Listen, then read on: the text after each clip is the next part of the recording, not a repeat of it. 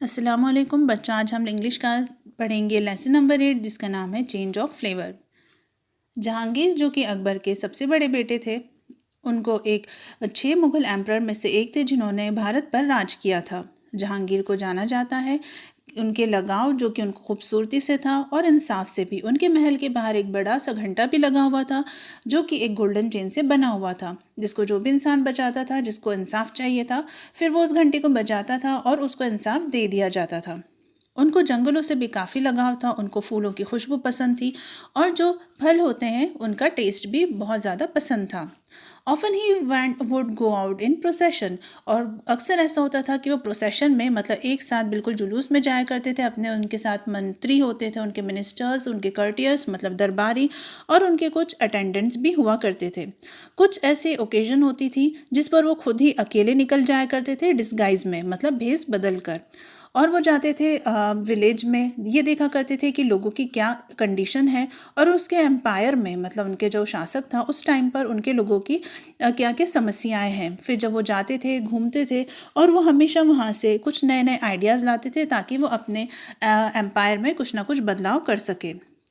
एक दिन की बात है कि वो अकेले भेस बदल के निकल रहे थे एक व्यापारी का, और उनको उस वक्त जो महीना था सितंबर का था और उस वक्त बारिश हो चुकी थी।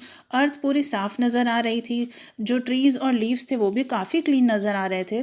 जिस भी चीज़ को देख रहे थे तो ऐसा लग रहा था जैसे कि वो बारिश में नहा गए हैं और बहुत ही खूबसूरत नज़र आ रहे थे। जब वो जंगलों के साइड राइड कर रहे थे, मतलब घोड़सवारी कर रहे थे, तो उन्होंने देखा कि कुछ फार्मर्स किसान हैं जो खेतों में काम कर रहे हैं, और उन्होंने ये भी देखा कि वहाँ पर इस साल जो बारिश है वो काफ़ी हुई है। उनको जानकर बड़ी खुशी हुई कि जो फसलें हैं वो काफ़ी हरी भरी हैं और पूरी जो लाइट ऑफ ब्रीज मतलब जो हवा में लहरा रही हैं। He was happy thinking that there would be no famine. वो ये सोचकर बड़े खुश हो रहे थे कि इस बार सूखा नहीं पड़ा है उनके शासक में, और ना ही कोई इंसान स्टार्विंग मतलब भूख से कोई भी इंसान मरेगा। द डे वो on and it was almost afternoon. उसी के साथ जो दिन है ढलता चला गया और शाम का वक्त हो गया।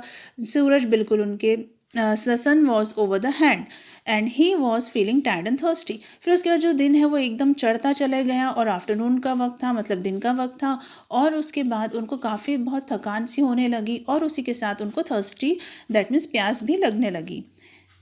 As he looked around he saw little cottage. जब उन्होंने आसपास देखा तो इनको छोटी सी एक झोपड़ी, एक कॉटेज नज़र आया, और उसमें एक ऑर्चर्ड मतलब बगीचा भी था उस कॉटेज के जस्ट पीछे। उन्होंने सोचा कि वहाँ पर कुछ देर आराम किया जाए। जब वो बगीचे को देख रहे थे तो काफ़ी उन्होंने देखा कि उसमें आसपास जो मैंगो ग्रूव्स हैं, मतलब जो पेड़ आम के पेड़ हैं, और दूसरा ये साइड पोमेग्रेनेट मतलब अनार के भी पेड़ हैं।